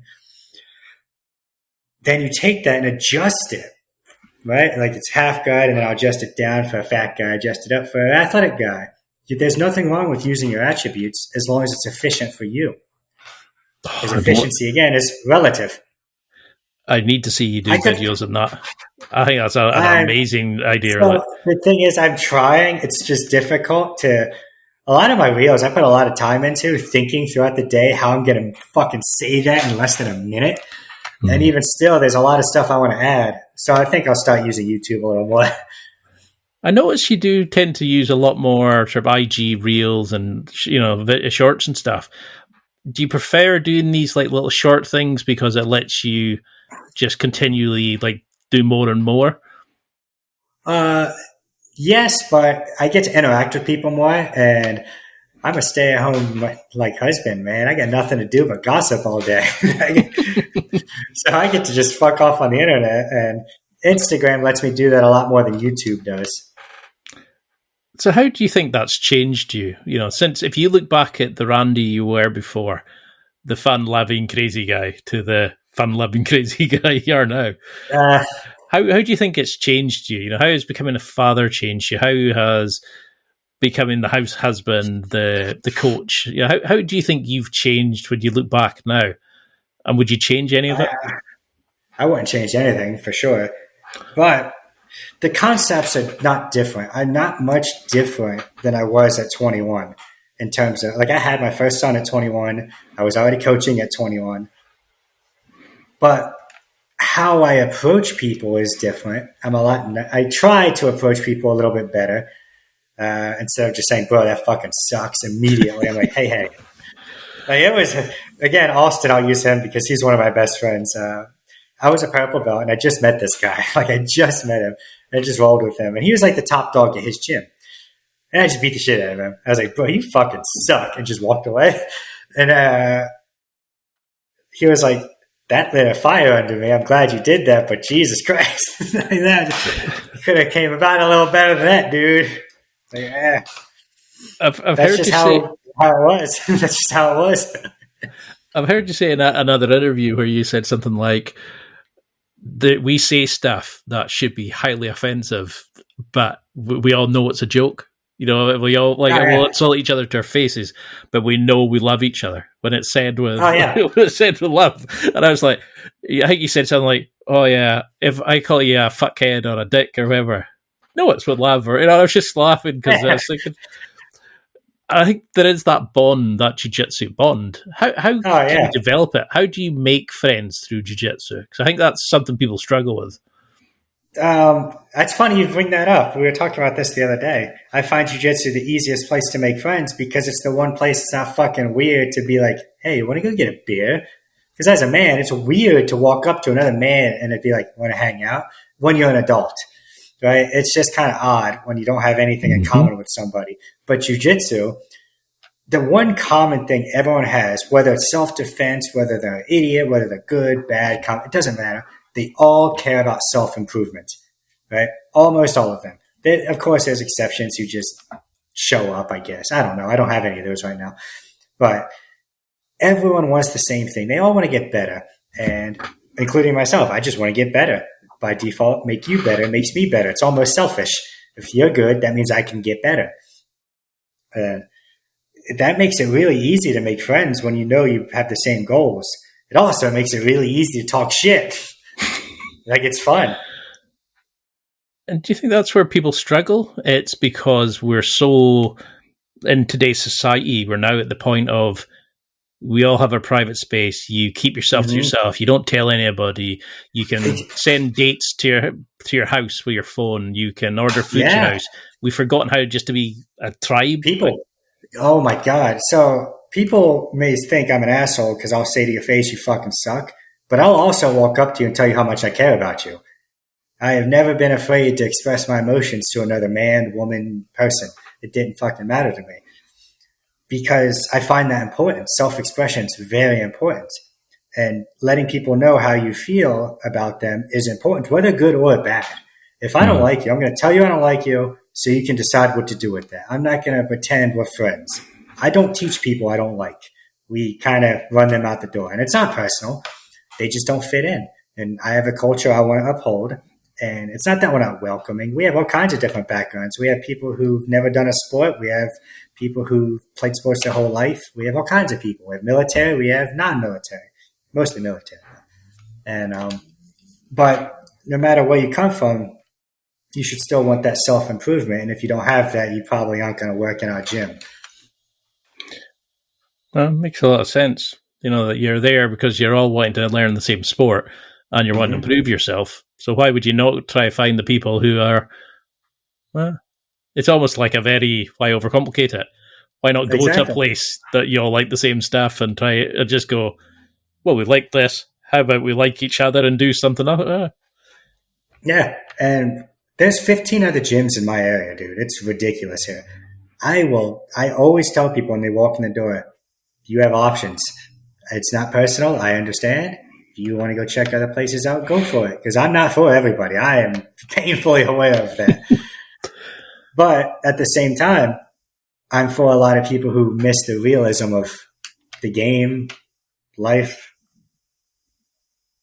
Seems like that niche is starting to get filled a little more. I love how you're sort of open and kind of just bigger of a viewpoint you have than a lot of coaches who you only hear them talk about jiu-jitsu. You incorporate a lot of life stuff into your videos as well. And, you're very you've got a lot of depth to it. And it's something that's missing a lot of in jiu-jitsu. We don't see that in everything. It's missing in everything, man. Nobody fucking looks at the deeper picture of anything anymore. And I'm not old. I don't want to pretend to be some wise old sage. I'm 33, dude. I've just been through a lot. And I would take those shitty situations and just try to learn from them versus let it define me. I don't understand the people who have something bad happen to them and then let it just ruin their fucking life, dude. I don't get it. Make a personality out of that. Exactly. Like the whole victim mentality, I just don't get it. I understand even I had moments where I just want to vent versus have my problem solved. But that's what my wife's for. I'm not going to fucking talk to you about it. That's not your place. No. I always say that to people what's it the saying? I'd rather listen to you moan than go to your funeral. And yeah, exactly. People don't want to talk anymore about their problems, which is frustrating. But at the same time, if you're going to talk about your problems, be willing to help solve them. There has to be that middle ground. You can't just complain forever. But I also don't want you to go fucking off yourself. Like, don't get me wrong. There's a middle ground there that needs to be explored a little more often than not. Mm-hmm. So what other ways, because originally when I had this question, it was, what's mental frameworks and habits do you use to kind of to view life, that makes you and you can view that kind of like at this kind of level. But that's probably overcomplicating it. After now I need to get to the simplification of it. No, it's okay. I'm pretty good at breaking it down. What makes you then? Do you have things like that you will only stand for this, and this? Do you have a viewpoint where this is the most important thing, or I need more of this to survive? Is there things that the non-negotiables in your life? There is no absolutes for the most part, I don't think. Let me think here. Generally speaking, I try to be balanced in as many things as possible without hurting anyone else. If for example, I might have an opportunity to go overseas and teach at the end of November, but that's Thanksgiving and my wife wants family time. So I have to balance those things. But I also believe you should make yourself happy, but not at the expense of your wife, for example. Like I would never do anything to make myself happy if it hurt my wife. But at the same time, she would never stop me from being happy because then she's my wife. It's just how it is. And that's a thing people don't do is balance their life. Pick a person, and I think it doesn't matter who. Well, it does, but it doesn't have to be a wife per se. It could be a friend. I don't know. I've always picked my person and made them the center of my universe because she really is the center of my universe. She is the reason I can do what I do. I get to stay home. I get to take care of all these people on the internet and teach them and help everybody. But that's probably the only thing that you have to pick somebody. I know I'm getting off topic. I'm trying to think of how I would word this. I wasn't prepared for that one. I'm sorry. No. Well, I mean, how would we find that? Like, because you seem to have a lot from the relationship where she lets you be you let her be her, and you kind of find a balance between it that works well for both of you. You let both sides of you out. This might make it easier to understand. When my first wife passed away, I knew I wanted to have a family. I was like, that's important to me. And I was 28, and that's too young to be thinking I'll be alone forever, all things considered, And I know what I want in everything. Like, I know exactly what I want, how to do it. I just have to actually go fucking do it, It's nothing. Everything you could want is already Googleable. You can just Google it and just do the fucking work. And I knew what I wanted in a relationship, and I just didn't deviate. I didn't let other parts of me do the thinking for me. And when I was doing all my dating, I got tired of it because no one was what I wanted. I spent like $10,000 going on dates in a month, dude. It was absurd. And I tried to accelerate the process, and what you can do with money, obviously, if you go on a lot of dates and meet a lot of people, you can accelerate it. And I realized everyone's pretty much the same. They're all at my age group are very similar. There's nothing wrong with that. It just wasn't for me. And then I met her, and I knew we went bowling and just talked for like 6 hours. I was like, yep, that's the one. I knew that day. I told her that night. I was like, yep, we're going to get married now. And what did you say? Married. She was like, are you nuts? I was like, well, yes, but I know. So that's for you to find out soon, like. Yeah, so I was always very upfront and very honest with everything I've ever done or been, or I just don't see a point in hiding anything about myself anymore. And that made it really easy to find a partner I actually wanted. When you're completely honest and know exactly what you want, they can decide if you are what they want and the other way around. And that's how I took that concept with everything. Jiu-Jitsu is exactly what I want. I know exactly what I get out of it. I know exactly what my goals are. But yes, my goals changed throughout time. I used to want to be a world champion, and I realized I wasn't that good. So I was like, those who can't do, teach. And then I was like, wait. I can't just be a teacher because then I'll look like a pussy online. So I need to actually be able to so I competed, and so I tried to balance both. I competed, I taught, and I was a student. I tried to do all three. I'd rather be in the top 90% than the top 1%, I'd rather be in the top 10%, sorry. I'd rather be that top 10% in as many things as possible, like lifting, fitness, every major position in jiu-jitsu, than be that 1% because it's not worth it to me to put all that effort into one thing when I could be really good at lots of things by just being conceptual and applying it to all over the place. So then what is success to you? Like, that you've got the wife, you've got the family, now that, you've got the YouTube, you've got a lot of great friends through the thing. I'm sure you've made a lot of fun. What is it for you now? I have no idea, because there's always something in me that wants to keep trying to do more. I heard another podcast, and they're like, you have all these little avenues, side hustles, things you do. And I used to be really poor and had nothing. And now I have everything I could possibly want and still have nothing because I just don't want anything. So I don't know why I do what I do often. Like, I don't have the best answer for you, unfortunately.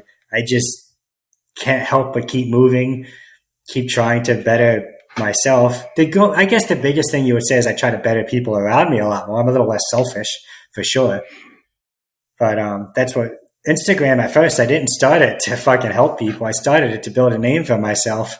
So when we kept moving, I would be able to find a job. But then it turned into what it is now. And I'm like, this is great. Everyone thinks this is helpful. All right. It feels a lot better to help a lot of people than just get a follower account. Oh, I love that, because so many people do it for the wrong reason. They do it for the ego, they do it for the money, whereas you were just doing it just to kind of get your stuff out there. And it's, I don't think you sort of appreciate just how your level of depth and honesty is so refreshing, and it's so inspiring. It's kind of like, fuck, wow, it really hits home, and it makes you kind of want to be a better man as much as a better jiu-jitsu practitioner by watching your stuff, especially some of the stuff you've said tonight. Is there a transition that you've seen a student make that has really inspired you? Has there been feedback you've gotten about how you've really changed somebody, or something that you could think of where you've been blown away by the transformation in that person?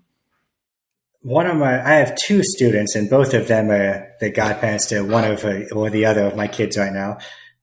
One is Gabby, and she runs a gym in Delaware, where I'm from, and the other is Chase. And Chase in particular. Gabby the one that you did the video about how to roll with a woman? Yeah. Yeah, Gabby's one of my first students. She was the first person to ever pay me, right? So she's been just with me the whole time, and I just constantly beat the shit out of her. I'm a lot nicer to her now, but Gabby's gone through it, man. She is a tough cookie. And I think that's why she's so talented, because I never treated her like a flower. I just treated her like a smaller dude. But back to that question. So Chase, I was having a hard time. I was always on my phone. I was fucking off in class because I was going through just life problems, relationship problems. And he was like, dude, you're kind of fucking up because we're all here to learn and you're just sitting there being an asshole. And I think I was a brown belt at the time. And it was really important that he told me that, because I was like getting sucked into the wrong things. Focused on the wrong things. Like, yeah, I cared about my relationship, but at the same time, I was in this space, so I needed to focus on this space. And I saved that message for years. I deleted that when I got married because I didn't need it anymore. But I saved that message for a very long time and would reference it because it helped me a lot.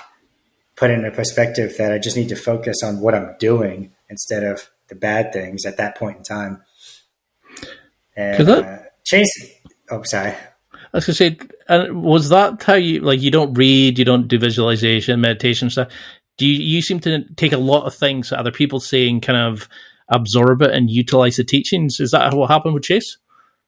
Yeah. So Chase, he went to Catholic boarding school. So he's a smart guy. He has his flaws, just like we all do. I have to tell him to clean his fucking room when he was in the military. Like, we always fuck off. But he, one time we were hanging out with my older son, because he's my older son's godfather.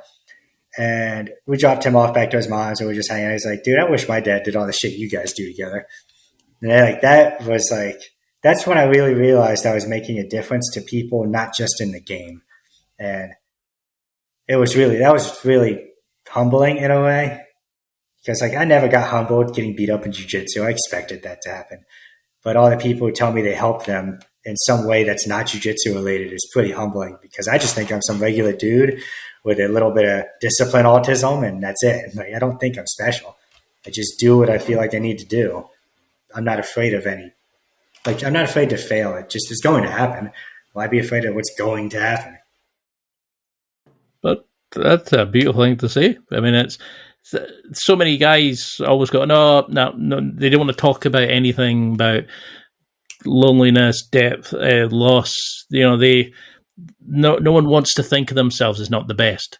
And the fact that you can just say, especially men. No. How do you find that with your guys in your class? How do you see that change in them as you kind of talk to them and work with them and sort of befriend them? I have one of my students who just came back, and I'll leave his name out of it. It's a little personal. He had a lot of issues with women. He was a big playboy. He's 22. He's handsome. And he has some previous life situations happen.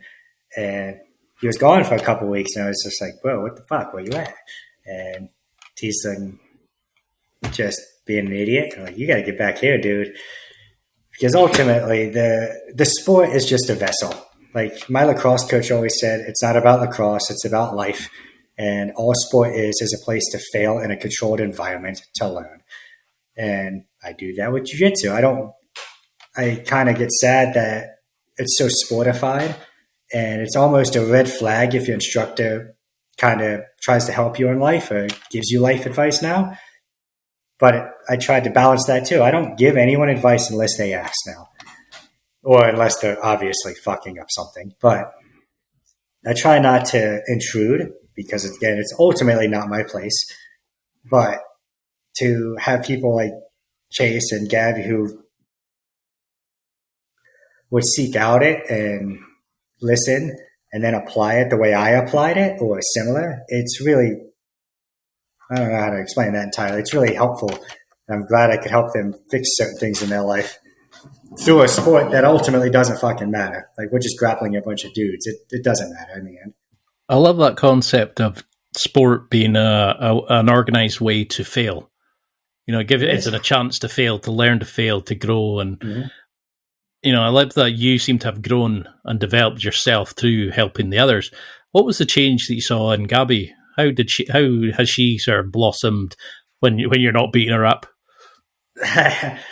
So Gabby is just quite impressive. She's a full-time nurse. She's a mom. She runs the gym. She owns the gym, runs a gym. She teaches gymnastics. She was a gymnast first. Like, she is quite impressive with all she does and all she has to balance.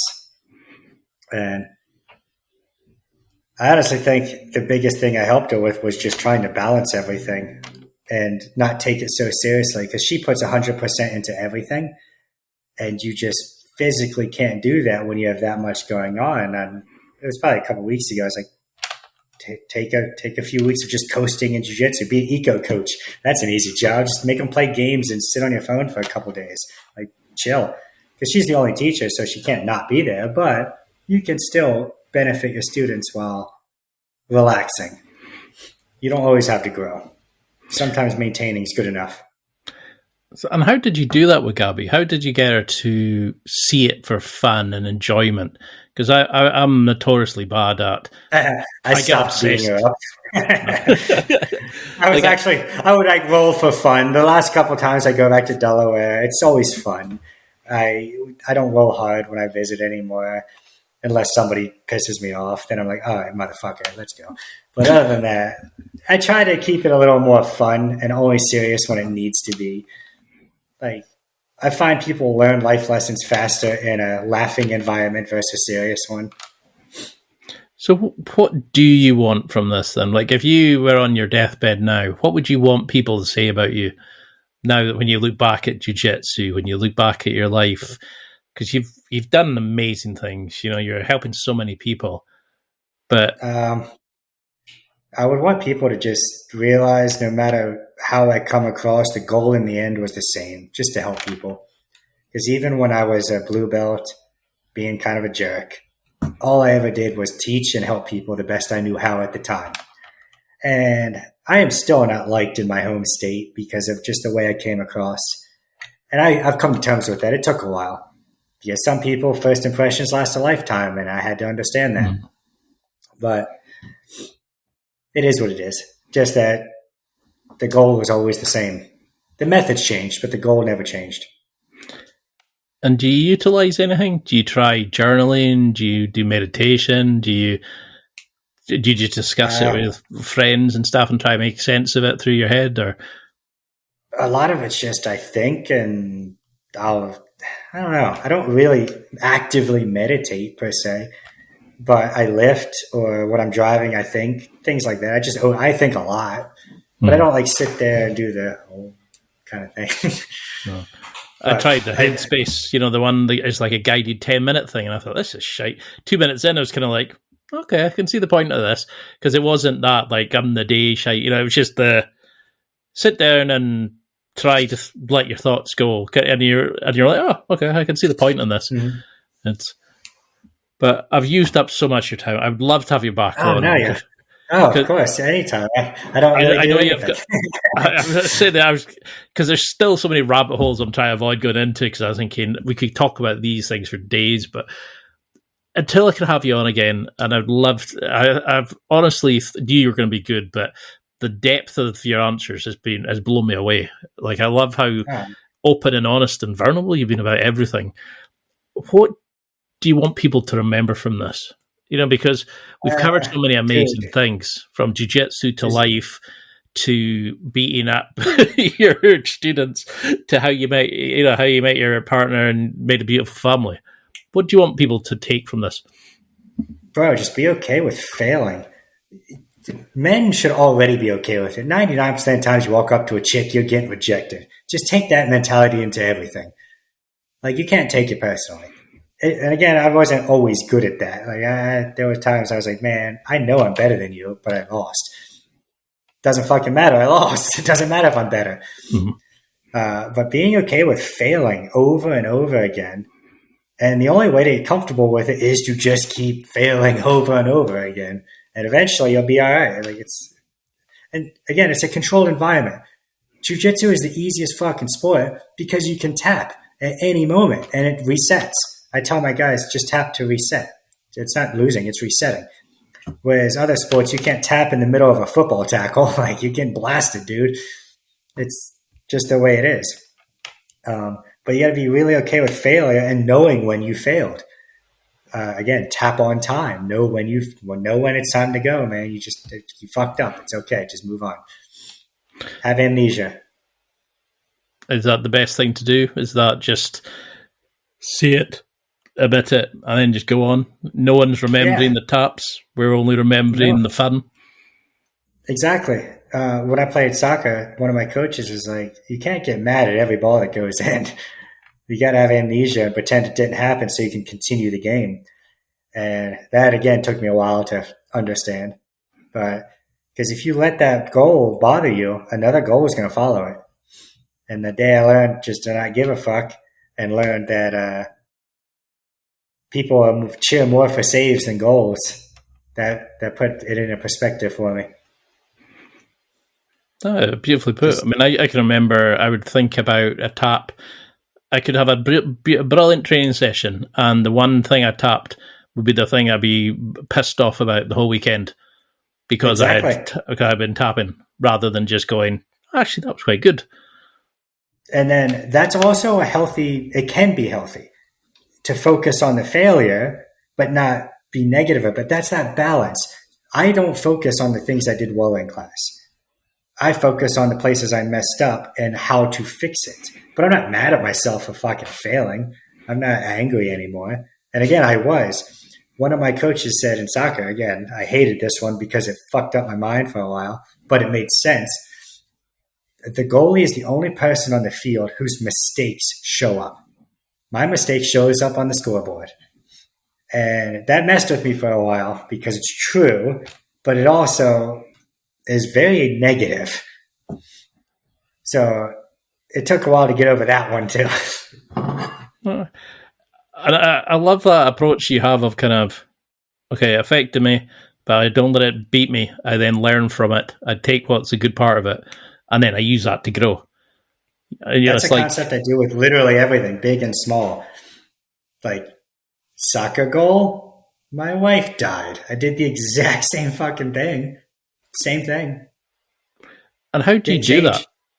How do you learn? Was that always part of you, or have you learned to do that?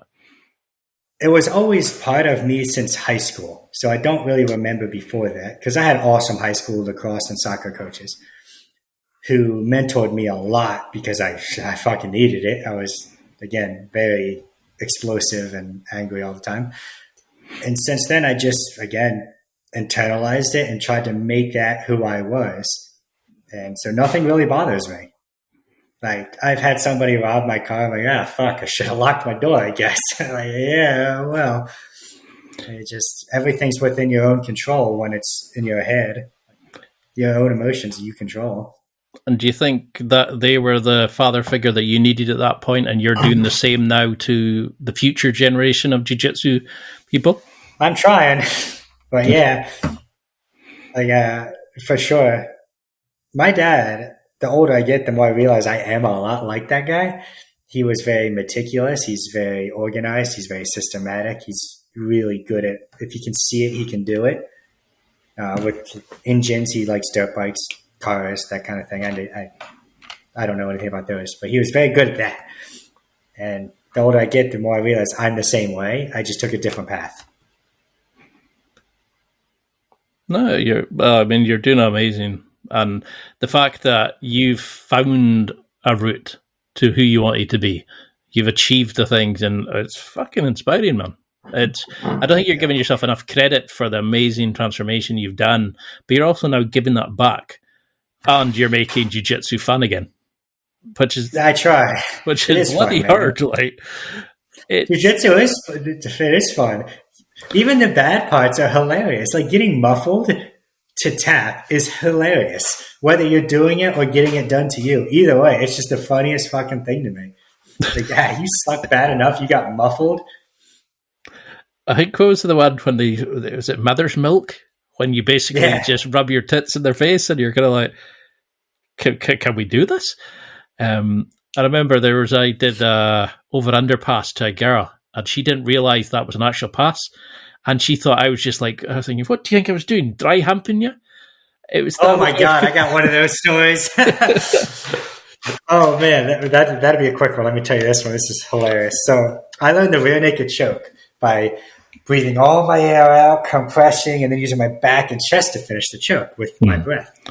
So I was grappling this pretty Brazilian chick, and I breathed all my air out, got her back in, breathe in, and choked the fuck out of her, right? And I get a message from her, and she's like, "Why were you sniffing my hair?" And I'm like, "Oh God, no! I promise I was just doing the choke. No, I'm not creepy. I promise. I'm not creepy yet. I promise. I'm not old enough to be creepy. I don't think. Not yet." That's maybe that's maybe an area we should cover. How do guys avoid being creepy cunts? Because there's a lot of jiu-jitsu guys who... Dude, honestly, just don't be. Like, there's a stupid trope, but it's also true. It's only creepy if you're ugly. Like, I know that that's a thing, too, and it's unfortunate for some gentlemen who are just different looking. But don't make it more than it is. Like, if you accidentally grab a tit, say, "Oops, sorry," move on. Don't make it a big deal either direction.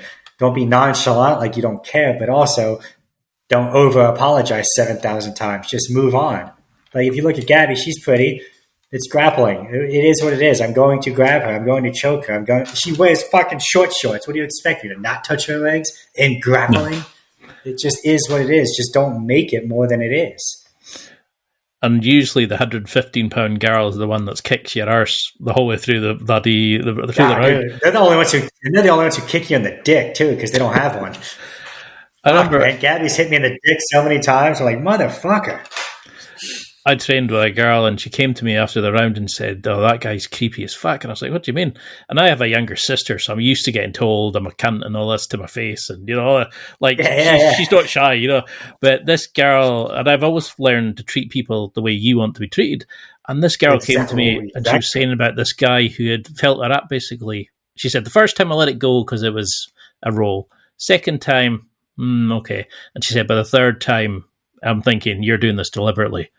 And I just thought, really? Is this what you're going to do? Go to a sport to feel up people that, it's like people who buy OnlyFans rather than learn to speak to women.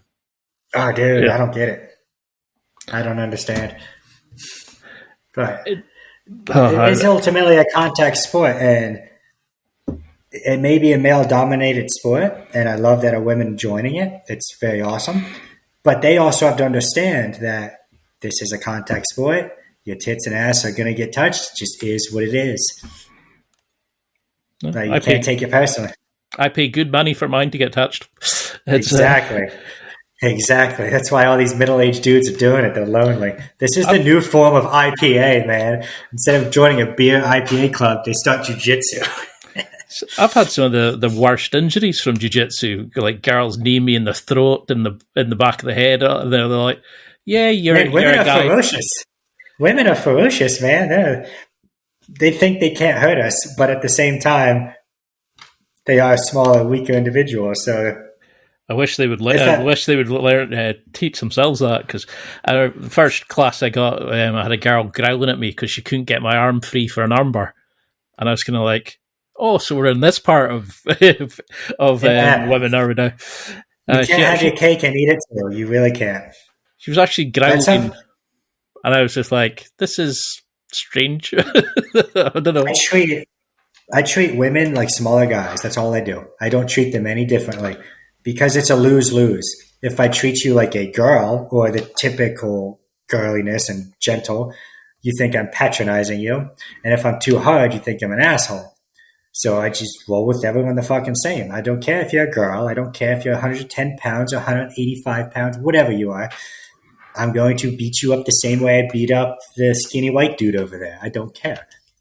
Now, I don't usually use knee on chest with women because that's just not nice. But I do that to dudes all the time.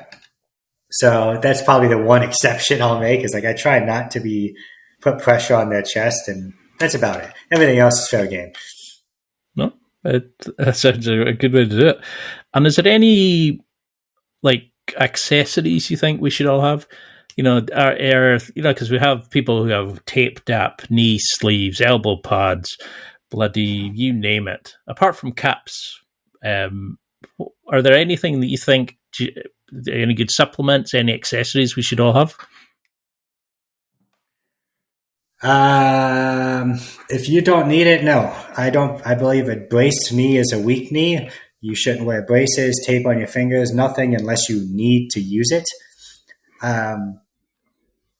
Maybe need pads for like if you're doing wrestling or something for preventative, but I don't use a mouth guard. I use tape for grip. Like I don't use tape to protect my fingers. I use a no-gi more than gi to grip people. But when it comes to like safety accessories, no. But when it comes to like, you should have some Tiger Balm and you should have some antimicrobial shit. You should have decent gear. You shouldn't have the cheapest, but you don't need the most expensive. And you shouldn't have ringworm.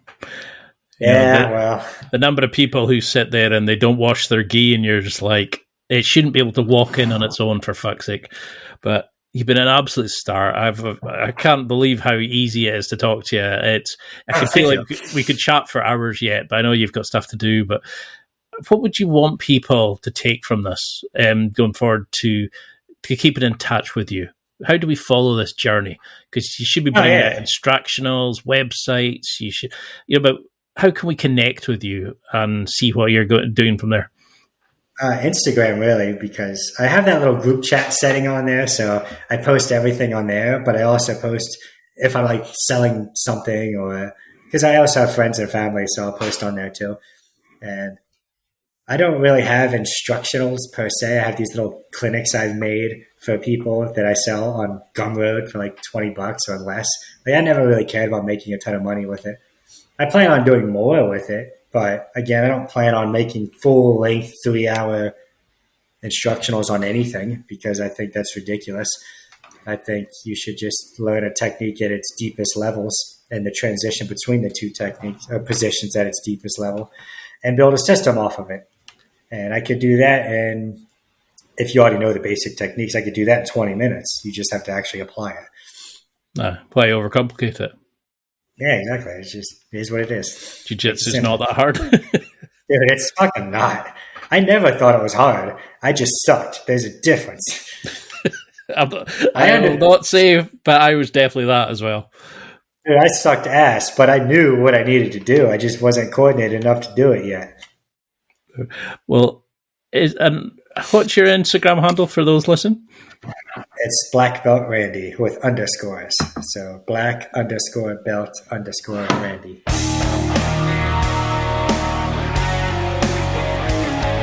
Well, that's it for another week. And thank you for listening. It's now time to take what you've learned and use it to develop and enhance your life with the key points mentioned. Listen, try it, embrace it, use it, and crush it. Now's your time to hit that next level in your life. If you liked this episode, then please leave a comment on the show notes or a review of the show on your podcast platform. Everything helps evolve the show. Until next week, keep seeking the next level in your life.